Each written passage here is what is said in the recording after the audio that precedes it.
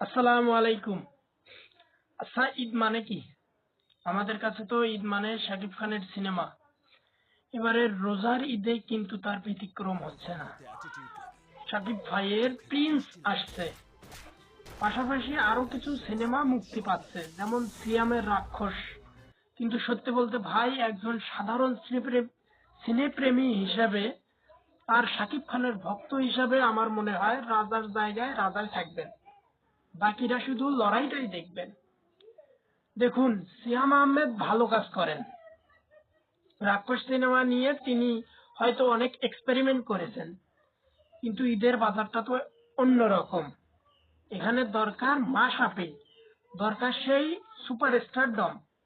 সেটা শুধু শাকিব খানেরই আছে। প্রিন্স সিনেমার লুকটা একবার দেখুন। এই আভিজাত্য, এই স্ক্রিন প্রেজেন্ট, এটা পাওয়ার জন্য বছরের পর বছর সাধনা লাগে। আমার বিশ্বাস এই ঈদে হলগুলোতে আবারও সেই পুরোনো দিনের মতো উপচে পড়া ভিড় থাকবে, শুধু শাকিব খানকে এক পলক দেখার জন্য। অনেকে বলছেন রাক্ষসের সাথে প্রিন্সের একটা কড়া টক্কর হবে, কিন্তু আমার লজিকটা খুব সিম্পল। সিয়ামের সিনেমা হয়তো নির্দিষ্ট কিছু মানুষের পছন্দ হবে, কিন্তু শাকিব খানের সিনেমা মানেই তো গণমানুষের উৎসব। ছোট বাচ্চা থেকে শুরু করে বয়স্ক মানুষ সবাই তো প্রিন্স সিনেমা দেখতেই হলে যাবে। আসলে দিন শেষে শাকিব খান শুধু যখন পর্দায় আসেন তখন অন্য সব আলোচনা থেমে যায়। এই ঈদে বক্স অফিসে সেই ম্যাজিকটাই হতে যাচ্ছে। আমি জানি আপনারা আমার মতো সাকিবিয়ান আছেন, তারাও অলরেডি ঈদ নিয়ে প্ল্যান করে ফেলেছেন। আমি তো শিওর যে এবারের ঈদের আসল কিং হবে প্রিন্স।